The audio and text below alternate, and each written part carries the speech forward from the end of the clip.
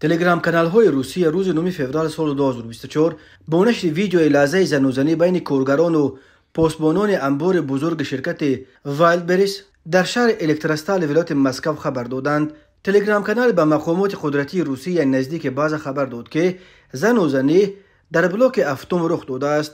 اطرافیان اول کوشش کردند که دو طرف را از هم جدا کنند، ولی بعد آنها هم به زنوزنی امر شدند. کار در بلاک هفتم کاملا قطع گردید. برای جدا کردن طرفهای درگیر، نیروهای آمان 5 ماشین کارمندان دپس و 2 ماشین کارمندان پپس به جای حادثه آمدند. در نزد انبار افتزک و چند گازل دیده میشد. خبر داده است بازا. تلگرام کانال میگرانت فسیوکاکیست درباره اشتراک 100 نفر و کانال منگا ناسیونال درباره تقریبا 200 اشتراکچی زنوزنی در الکترستال خبر دادند.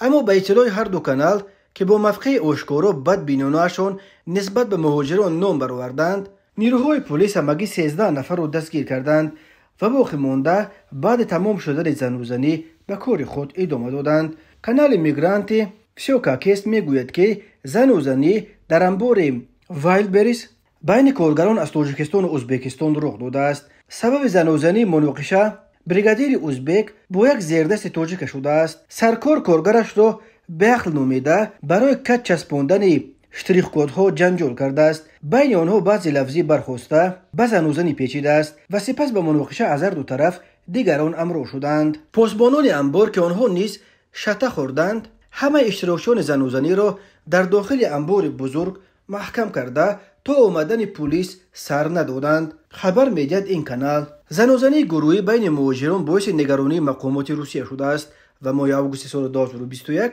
در پی یک سلسله زنوزنی ها با اشتراک مهاجران در منطقه های گوناگون روسیه وزارت کارهای داخلی این کشور هشدار داد که از این به بعد مهاجران را برای دغلانه و ویران کردن ترتیبات جمعیتی از جمله برای اشتراک در زنوزنی ها بهرامانه به کشورهای زادگاهشان اخراج کرده از حق عبور مرز روسیه محروم می‌کنند.